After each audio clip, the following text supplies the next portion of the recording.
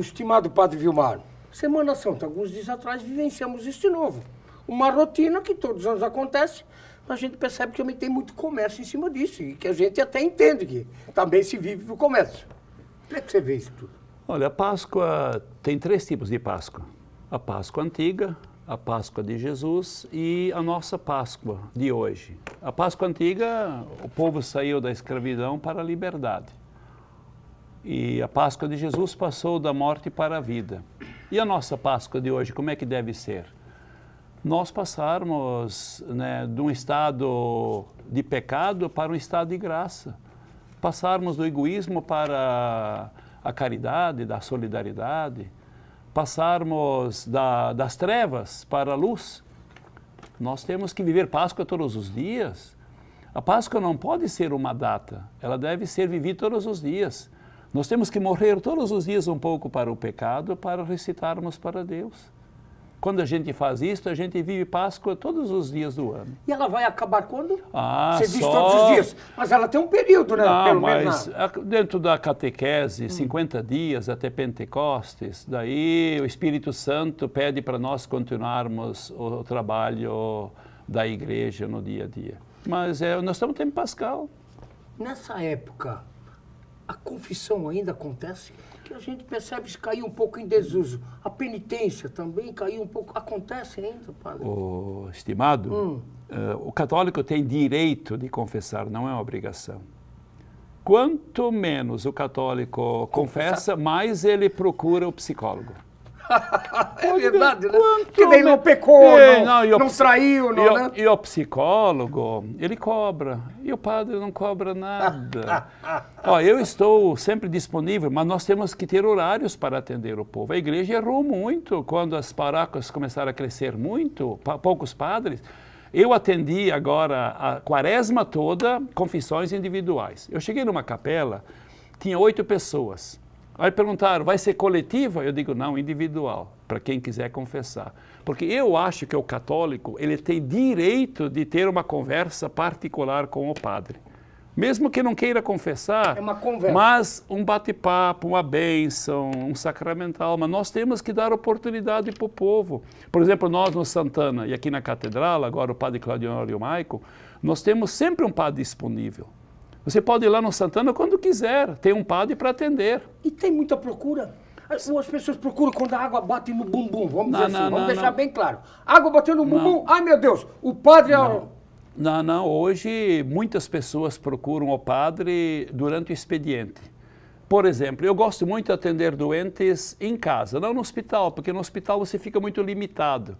E quando você visita um doente ou uma pessoa em casa, mesmo um idoso, você tem tempo para conversar, para tomar um café, tomar um suco, é diferente. Você conseguir chegar nas casas. Eu vou muito nas casas das pessoas para poder também conhecer, porque assim, ó, eu estou aqui 70 dias.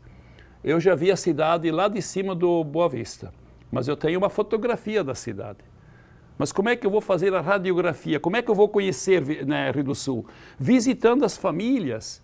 Se eu não fizer a radiografia, se eu não for na empresa, se eu não for na loja, se eu não for na escola, se eu não for no presídio, se eu não for na faculdade, eu não tenho noção do que é a cidade. Eu tenho um princípio comigo, visitar 3 famílias todo dia, 3 empresas todo dia. Então eu estou fazendo uma média, eu estou 70 dias aqui, eu devo ter visitado até agora 250 famílias ou entidades, já estou com lucro. Já estou com lucro, né? Num caso, a gente, por exemplo, teve esse caso agora, tem 2 casos que eu vou lembrar, que eu acho que o padre é importante nesse meio campo. Um caso, enfim, infelizmente com um fim trágico, que é o caso daquele menino lá no Rio Grande do Sul, o garoto Bernardo, que as televisões estão mostrando já há alguns dias, com o pai provisoriamente preso, a madrasta presa, a mãe, segundo notícias, cometeu suicídio, parece que tinha uma herança na jogada, enfim. O padre onde é que entra? E o outro que pode entrar, claro que infelizmente o garoto foi, assassinaram o menino. Mas tem casos que não ocorreu ainda a morte e o padre entra também para fazer esse meio campo, para tentar restabelecer um conflito de trânsito. Você mesmo dizia que ocorreu um caso há pouco tempo em Rio do Sul, que também o padre foi, visitou as famílias para fazer esse meio campo, vamos dizer assim. Esse meio campo é feito por quê? Para as pessoas repensarem suas atitudes? A compaixão, a misericórdia é fundamental. Nós não podemos julgar ninguém. A Bíblia é bem clara quando diz: não julgueis para não serdes julgados, não condeneis para não serdes condenados. Nós temos que ajudar as pessoas, não julgar as pessoas. Nós temos que amar as pessoas, não condená-las. O que Jesus ensinou? A Bíblia, está aqui minha Bíblia. O que adianta eu ter a Bíblia, saber a Bíblia de cor e não viver o mandamento do amor? Jesus pediu para nós vivermos o mandamento: amai-vos uns aos outros. Ele não disse amassai-vos uns aos outros. Amai-vos. Quem ama, respeita. Quem não ama, usa. Quem ama, não julga. Quem não ama, julga. As pessoas se preocupam muito com os outros. O termo fofoca ou as redes sociais hoje, que a gente vê que é uma coisa que tomou uma coisa muito forte aí, que é difícil de controle, acho que jamais vai ter um controle sobre isso, porque infelizmente aí é uma coisa do dia da tecnologia, da evolução. Como é que você vê essa parafernália toda? E a juventude está muito envolvida com isso e não tem como, né? Não temos como... Nós temos muita informação e pouca formação. A formação vem de dentro, a informação vem de fora. Mas nem sempre a informação é aquilo que é certo. Educar vem de dentro. Os pais não podem terceirizar a educação. A terceirização ela é muito nociva na educação. O pai e a mãe fazem o filho, a filha, mas deve assumir a educação. Tem que acompanhar os filhos na escola, na igreja.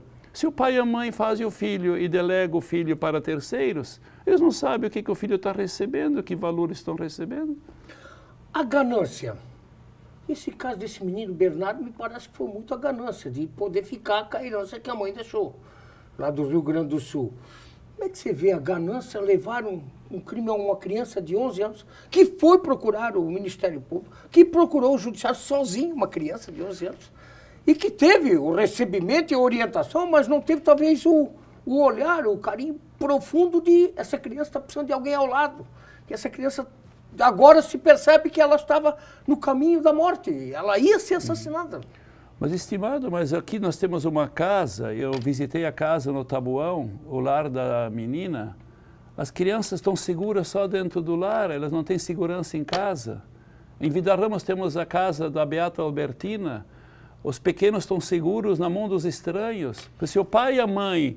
né, não dão segurança para os filhos em casa, nós temos que recolher as crianças para terem segurança. E lá parece que era isso. A madrasta não deixava o filho entrar em casa, o pai só deixava entrar quando ele chegava e não tinha carinho, não dava carinho nenhum pro filho. Então o problema, na grande maioria, está dentro da própria casa. Toda a violência, ela está dentro da casa, ela não vem de fora. Sempre acontece dentro do lar. Você pode ver quando tem assédio, quando tem... né, pedofilia, sempre é alguém perto da família, alguém que conhece os atalhos. A missão da igreja, então, é mais ou menos mediar Deus com a humanidade. É mais ou menos isso aí, ou é isso aí, né? Eu falo para as pessoas assim, quem quer comprar pão, vai na padaria. Quem quer comprar carne, vai no açougue. Quem quer encontrar Deus, vai na igreja. As pessoas não podem, porque a pessoa é a igreja. Mas a igreja templo é uma coisa, mas a igreja povo é outra coisa. Nós temos que nos preocupar mais com a igreja comunidade. Não tanto com a estrutura da igreja. O que adianta você ter uma igreja bonita, material, uma torre bonita, se ela está vazia? A Europa está correndo um sério risco de não ter umas igrejas materiais, porque o povo não vai mais na igreja. Estão alugando as igrejas para academias, para ginásio de esporte. Isso aí podemos chamar de falência da igreja? Não, não é falência da igreja. Falência das pessoas, dos princípios, da moral. Não, da moral, mas também dos escândalos, né, estimado Padre Vilmar? Também houveram muitos escândalos na Igreja Católica. Evidentemente que a palavra pedofilia não acontece só dentro da igreja, acontece tudo com esse segmento da sociedade.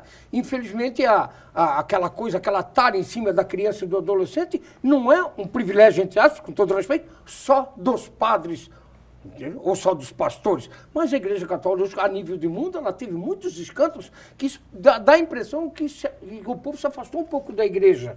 O problema do Banco do Vaticano também, a corrupção que houve lá dentro, que o Papa Chico agora chegou, me parece que vai dar essa reoxigenada e reorganizada para levantar essa moral que estava acanhada, estava em baixa, não estava? Mas a transparência está faltando em todos os setores da sociedade. A corrupção hoje está oficializada em tudo, né? Infelizmente, né? Infelizmente, não devia ser assim. Então, pode ver na questão da igreja.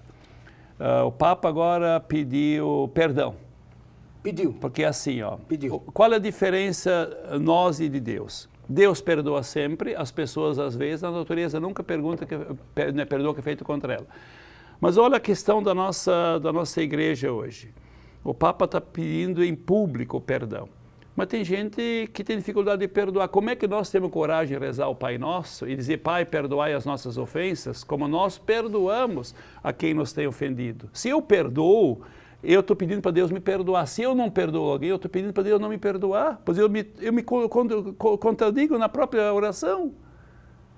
Como é que Deus se vinga de nós? Nos perdoando. Quando você está errado, você chega e diz, olha Deus, eu estou arrependido, eu peço perdão, eu não quero mais fazer isso. Deus te perdoa isso. Acabou. Vamos deixar para trás. Nós temos que deixar o passado para trás. Nós temos que viver o presente, fazer o bem hoje. Nós ficamos muito preocupados com coisas que já aconteceram, que não vai mudar nada na transformação da comunidade. Só vai ficar para a história. Claro, só para a história.